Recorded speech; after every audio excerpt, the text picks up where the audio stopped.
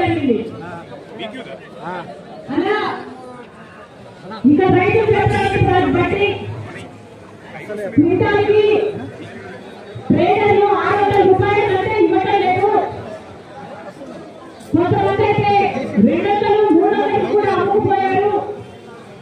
600 కూడా ఇవ్వడం లేదు.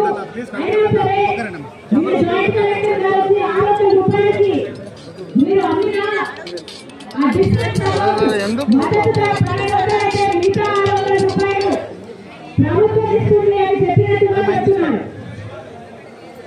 ఒక్క రైతు కదా ఇక్కడ నేను అడుగుతున్నా, ఒక్క రైతు కదా డిఫరెన్స్ అమౌంట్ అయిందా?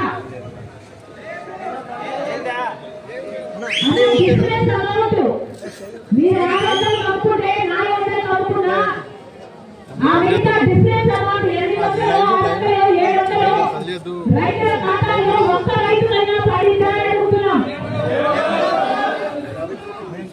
ఒక్కరికి కూడా పడలేదు. పోనీ గిట్టుబాటు ధర 1200 అయితే 1200 ఏ దళారులైనా ఏ ట్రేడర్లైనా కొన్నాడా అన్నది సమాధానం చెప్పాలి. ఒక్కరికైనా 1200 రేట్ వచ్చిందా?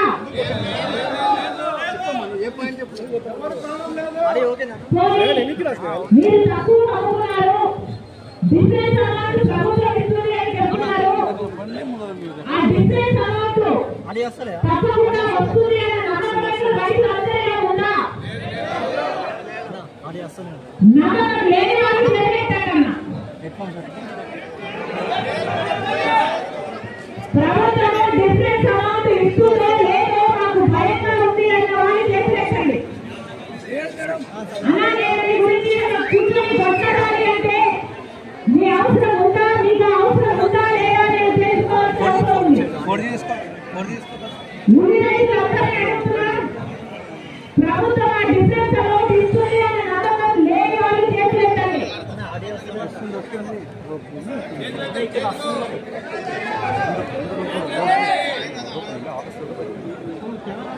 జాయింట్ కలెక్టర్ చెప్పినట్టు ఆ డిఫరెన్స్ అమౌంట్ పడుతుంది అన్న నమ్మకం ఇక్కడ చాలా మంది రైతుల్లో ఉన్నట్టు నాకు కనిపిస్తుంది. అవునా? మీకు నమ్మకం లేకపోతే రాజశేఖర రెడ్డి బిడ్డ ఇక్కడ ఈ రోజు కూర్చొని నిరాహార దీక్ష చేస్తుంది.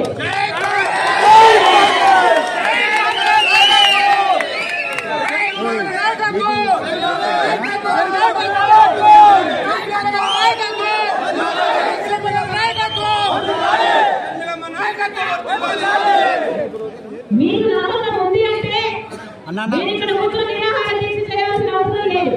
అన్న మైక్ అక్కడ మేడం డిఫరెన్స్ అమౌంట్ ఇస్తుంది అనే నమ్మకం ఉన్న వాళ్ళు ఎంతమంది లేని వాళ్ళు చేతులెత్తండి.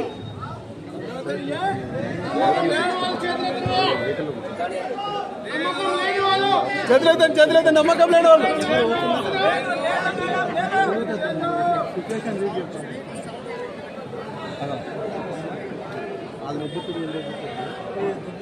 చాలా సంతోషంగా ఇక్కడ చాలా మందికి నమ్మకం ఉన్నట్టే కనిపిస్తుంది నాకు.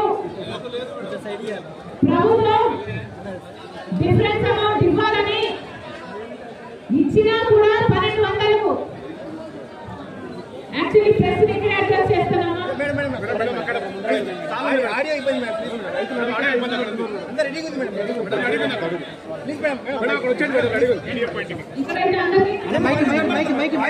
ఇక్కడ